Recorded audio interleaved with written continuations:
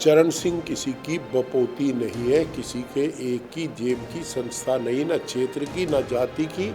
अब वो तो हमने सुना जितना बटन यहाँ दाबा उतना ही कंकर शैतान को लगा। अगर संगीत सोम हमें सपोर्ट करता है तो 47,000 से जीतते। सियासत में कुछ सीधा सीधा नहीं होता। आप एक तरह से कह रहे हैं कि सीबीआई जांच करो, बार बार कह रहे हैं सीबीआई जांच करो। अरे भाई साहब, आप लोग तो एक दिन पहले तो बैठ के आपस में खाना खा रहे थे, अगले दिन से आपने उनके लिए सीबीआई जांच की मांग कर दी। नमस्कार, स्वागत है आपका न्यूज 80 पर। मैं हूं आपके साथ राहुल राणा और आज मैं हूं मुजफ्फरनगर में। मुजफ्फरनगर की वही सीट जो लोकसभा चुनाव में सियासी अखाड़े में मैं कहूं नंबर 1 की पोजीशन में उत्तर प्रदेश में नजर आई। और ये सियासी अखाड़ा मुजफ्फरनगर का जीता है समाजवादी पार्टी के नेता और कद्दावर नेता हरेंद्र मलिक जी ने। अब नवनिर्वाचित सांसद बने हैं। आज मेरे साथ बातचीत करने के लिए यहाँ हरेंद्र मलिक जी है और आज मैं बात करूंगा तमाम उन मुद्दों पर। आखिर जो लोकसभा चुनाव में जो मुद्दे थे वो आज कितने यहाँ पर प्रभावी उनको नजर आए हैं और आखिर जीत के पीछे सबसे पहले वो सबसे बड़ा योगदान किसका मान रहे हैं। स्वागत है आपका। धन्यवाद। आप कैसे देख रहे हैं ये जीत? बड़ा हम लोग चुनाव में थे, आप लोगों के साथ में देख रहे थे, आप लोगों ने बड़ी पंचायतें की, आप लोगों ने बहुत सारी जनता के बीच वायदे किए। अब वक्त है उन वादों को पूरा करने का। कैसे देख रहे हैं? जो वायदे किए थे उन सबको अक्सर से पूरे किए जाएंगे। मैं राजनीतिक आदमी हूँ, 40 साल से सियासत में सक्रिय हूँ। हम कभी गलत वादे करते ही नहीं। हमने कहा था लोकतंत्र जिंदा करेंगे, सम्मान बचाएंगे। अब इन सबको सम्मान देंगे, लोकतंत्र जिंदा करेंगे। जो ये कहेंगे उस काम को करने के लिए इनकी वकालत करेंगे। I am not a minister of any government, I am only a simple member parliament. I try my best कि हम इनकी लड़ाई सड़क से लेकर के संसद तक लड़ें। वो लड़ेंगे। हम वादा खिलाफी नहीं करते। चरण सिंह वादी कभी कमज़ोर नहीं हो सकते और वादा खिलाफ नहीं हो सकते। चरण सिंह वादी तो अब जयंत चौधरी जी उनके पोते खुद चुनाव में आए और आप लोग जो है कह रहे थे कि ये जीत जो है, ये आपने शुरुआत में जब जीत के बाद सर्टिफिकेट लिया आपने कहा कि ये चौधरी अजीत सिंह के नाम। देखिए, मैंने आपको ये कहा था, आज भी कह रहा हूँ, चौधरी चरण सिंह किसी की बपोती नहीं है, किसी के एक की जेब की संस्था नहीं, न क्षेत्र की न जाति की और न इलाके की। चौधरी चरण सिंह एक विचारधारा है, बहता हुआ समुद्र है जिसे किनारों से बांधा नहीं जा सकता। वो उसकी विचारधाराओं को हम भी इतना ही पसंद करते हैं और हार्वर्ड यूनिवर्सिटी भी इतना ही पसंद करती है। चौधरी चरण सिंह उस व्यक्तित्व का नाम है जिसे आपको किस्सा बताऊं। मैं बांदा गया, डाक बंगले पर रुका तो मुझे एक बांदा के डाक बंगले के चौकीदार ने कहा, साहब कभी आप बड़े बन गए तो आप भी मुझे एमएलए बनवा देना। मैं कैसे? अगली चौधरी चरण सिंह साहब यहाँ आते थे और जो उनके उस समय चौकीदार था, जब उनकी सरकार बनी तो उन्होंने उससे पहले चुनाव में उसे बुला करके टिकट दे दिया, वो एमएलए जीत गया। भदोई का मूलचंद हमारे साथ एमएलए था। हमने उससे पूछा तुम एमएलए कैसे बने? मैं तुम क्या करते? उन्होंने कहा ढोल बजाता था। ढोल की बजाता था। चरण सिंह को मेरा भजन पसंद आ गया, उन्होंने टिकट दे दिया, मैं एमएलए बन गया। और हम जानते हैं अगर चरण सिंह चौधरी साहब ना होते तो गांव गरीब का बेटा कभी एमएलए एमपी नहीं बन सकता था। तो हम एहसान फरामोश नहीं है। इसलिए चरण सिंह ना मेरी बपोती है ना किसी और की बपोती है। चरण सिंह एक विचारधारा है। बहती हुई नदी है, बहता हुआ समुंदर है, उसे किनारों में नहीं बांधा जा सकता, सीमाओं में नहीं बांधा जा सकता। वो सबके हैं, सबके थे। हम उसे अपना इष्ट देव मानते हैं। राजनीति का हमें कोई रोक नहीं सकता। चौधरी चरण सिंह बहता हुआ समुद्र, लेकिन एक समुद्र कह रहे थे कि मैं समुद्र हूँ, लौट कर वापस आऊँगा, जिसके सामने आप चुनाव लड़ रहे थे। देखिए, वो बड़े आदमी हैं, उनका भौगोलिक ज्ञान कम है। जहाँ हम बैठे हैं यहाँ समुंदर है ही नहीं, तो बहता हुआ समुंदर कभी आ जाओ और कभी चले जाओ, हमारे पर कहाँ फर्क पड़े। हम तो भाई आशिक तो गंगा जमुना के दो आप में बैठे। हमें कोई दिक्कत नहीं है। वो आवे लौट के आवे, समुंदर बम्बई वालों को पता होगा, मद्रास वालों को पता होगा, या कन्याकुमारी में होगा, गोवा में होगा, हमारे कुछ नहीं समुंदर का। एक बयान और याद आ रहा है मुझे, जब आप चुनाव लड़ रहे थे तो कह रहे थे कि अगर संजीव बालियान चुनाव हार गए तो पटवारी भी फ़ोन नहीं उठाएगा। देखिए, ये एक सत्य है, कटु सत्य है। जो आदमी चुनाव हार जाता है वो टूट जाता है, और वो कभी चुनाव में फ़ोन नहीं करता। और या तो आपका व्यवहार ऐसा हो,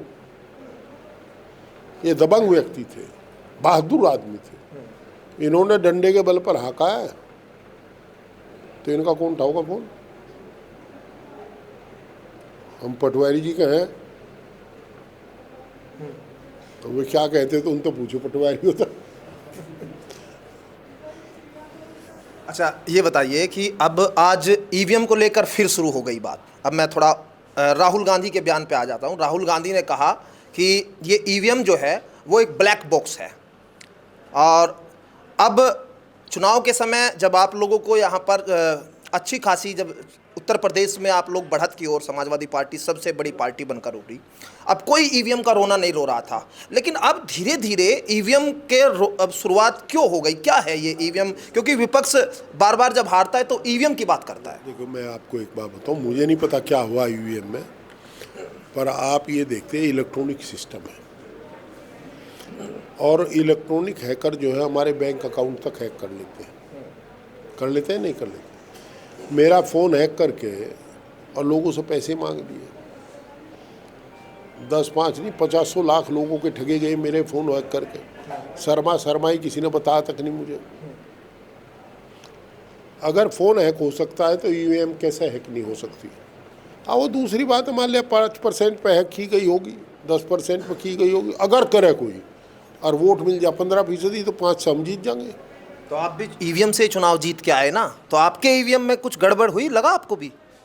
देखिए, मैं ये तो नहीं कह सकता, मैंने अभी नहीं देखा मुझे कहाँ कितनी वोट मिली, उसका कारण है। हम अगर ये देखें कहाँ कितनी कम मिली, तो जहाँ कम मिली होगी वहाँ हम रिएक्ट करके उसका नाम ले देंगे, अगर राजनीति में उसका नुकसान हो जाएगा।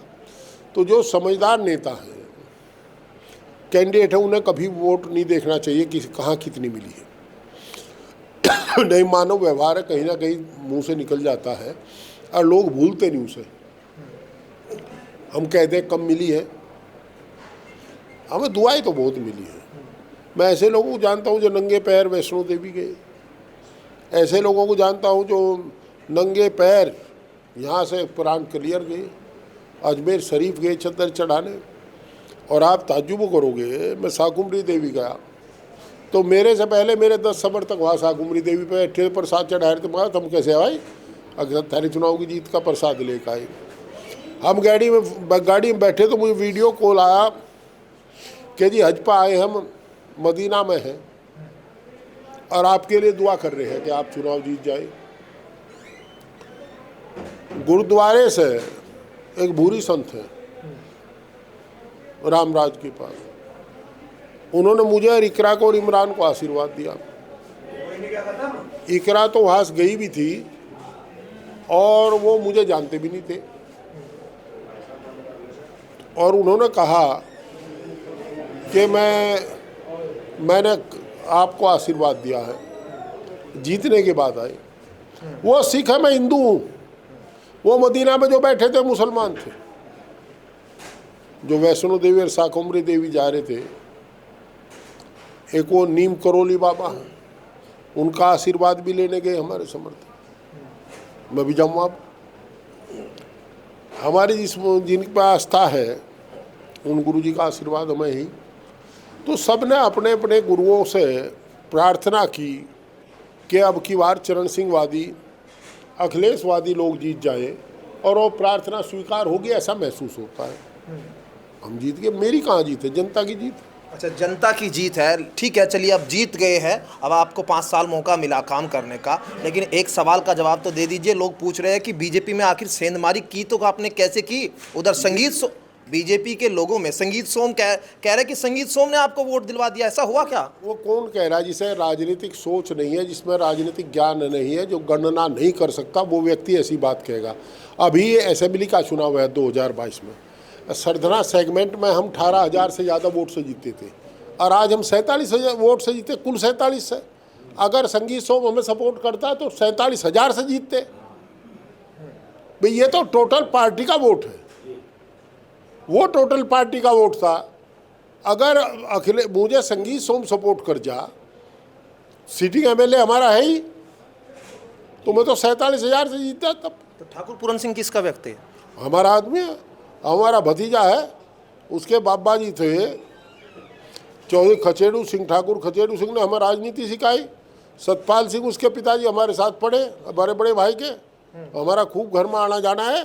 पर जो वो संगठन चलाता है, पूरण मेरा भतीजा है ठाकुर पूरण सिंह, पर जब अध्यक्ष है वो किसान संगठन का अध्यक्ष होने के नाते वो बिल्कुल है राजनीतिक है, अपने संगठन के प्रति वफादार है। वो अपने घर की नहीं सुनता, मेरी भी नहीं सुनता। किसान आंदोलन में तो उनके संगठन को बीजेपी का संगठन कहने लगे थे वो। अब वो खुद ही बता रहे, ठाकुर पूरन सिंह से बात हुई, वो कह रहे कि हमारे संगठन को तो बीजेपी का संगठन बताते थे। अब हरेंद्र मलिक के साथ में हम। मेरी बात सुनो, उसका संगठन किसी का संगठन हो भाई, मेरे गांव के पास गांव है और मेरे साथ राणा जी आप संबंध बना लो, आप भी नहीं हटने के मेरे तो यहाँ तो माधो की चिपक है, जो साथ लगी जा। वो मेरे उनसे 3 पीढ़ियों के रिश्ते हैं। रिश्तों का मतलब ही नहीं होता कोई किसी का गुलाम हो। हर बात वो मेरी साथ नहीं दे सकता, कुछ बात में साथ देगा। किसी में आदमी की अपनी स्वतंत्र विचारधारा है, तो ठाकुर पूरण सिंह की भी अपनी स्वतंत्र विचारधारा है। वो 750 किसानों की शहादत को कैसे भूल जाएंगे किसान लोग?